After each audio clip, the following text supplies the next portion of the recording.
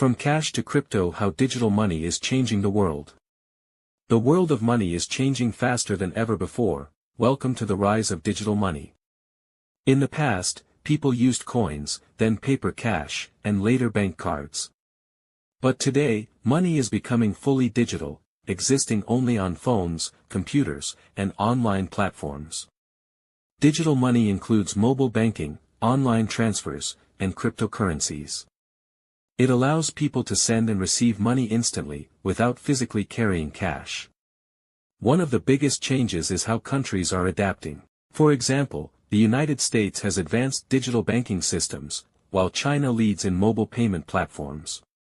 Across Europe, countries like Germany and France are rapidly expanding cashless transactions.